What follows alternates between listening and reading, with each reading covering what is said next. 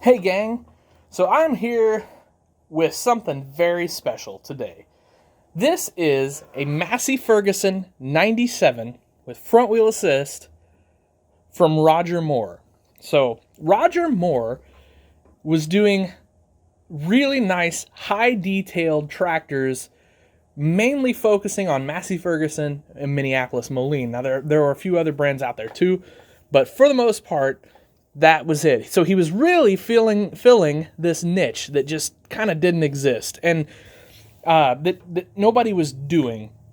And mainly he focused on muscle tractors. So that's why we got a 97. There's a Minneapolis GVI. There's a Minneapolis G706, so on and so forth. And if anybody wants to send me those, if you're tired of having them in your collection, I would take those. But seriously, I do want a 706 someday and a GVI. Those are kind of like dream tractors for me, but they're astronomical priced and they're getting really hard to find, and understandably so. So here's the story with this tractor. I think everybody has that unicorn tractor, right? That you're just looking for, trying to find it, hoping you find it, so on and so forth. So here it is. Now, this is the second Massey Ferguson 97 I have. The first one I have is completely bone stock original, and it is in incredible shape, which is tricky sometimes for these Mohr tractors because they're very delicate. And you can see here, I've got some steering issue here that this is broken. So this one is not flawless, but because of that, we dualed it up. All right, so here's the story of why this tractor is special to me, the Massey Ferguson 97. So growing up, my dad would always tell me stories about the real Massey Ferguson 97. So my grandpa farmed, and they got a real Massey Ferguson 97 right after they came out. And my dad would this is how little he was. He was basically just about as tall as the front wheel assist here. And so, but he would tell me stories just about how monstrous that tractor was and how he would ride it with grandpa and things of that nature. And so it kind of became a thing oh, well, I wonder if there's a toy of that. And so it took a lot of searching, and finally we actually found one. Here's the downside to that. It came at a time in our lives where we definitely did not have the disposable income to drop $300 or $400 on a tractor. I mean, that was just completely unheard of. That was something other people got to do. And, we just sort of were lucky to see the tractor. So that's kind of how that went. Well, flash forward years later, and I was doing, decent for myself. I mean, I'm not going to sit here and pretend that I have a ton of money, but I was doing well for myself, and I was actually working 2 jobs at the time. And one of my goals, I had always said to myself, if one of these Massey Fergusons came up for sale, I was going to get it for my dad, no matter what. I didn't care. And so there was an auction, and it was quite a drive, but we made the drive, and there was a Massey 97 for sale.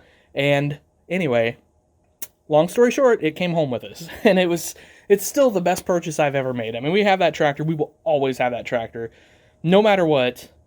That tractor will stay in our family. So anyway, the second one came a little easier. I was actually shopping on eBay, believe it or not, and a fella had a bunch of Roger Mohr tractors listed, but he didn't have the 97. So I sent him a message and I said, hey, you wouldn't happen to have a spare 97, would you? And he actually had one. So we worked out a price. I actually bought a Massey 97, a Minneapolis 604, and a Minneapolis M5 from him. So, that was a big expensive day, but it was well worth it because we got a second Massey 97 that we could dual up. So, all right, let's take an actual look at this tractor rather than kind of hearing me blab on. But, the stories behind the tractors are just as important as the tractor. And it's kind of why I started this channel. And my goal, long term, maybe a while, is to talk to you guys who love tractors and hear your stories about your tractors. So anyway, that's kind of where I'm at, and I hope I get to do that someday. But all right, so check this out. So again, a lot of this is resin, which which is why it's pretty fragile. But we do have really, really nice engine detail, transmission detail, all that sort of thing. And the thing I always, like, the first time I saw a Massey 97, I actually just saw a picture of it, but the first picture I saw, that the thing I loved most was this long hood. I mean, that's so mean looking. It's so cool, I think, anyway. And then we actually got to see some real ones of these eventually, especially at the Half Century of Progress. So I would love to have a real one of these, but no place to put it, and well, the budget on that's probably iffy at best. You never know, though.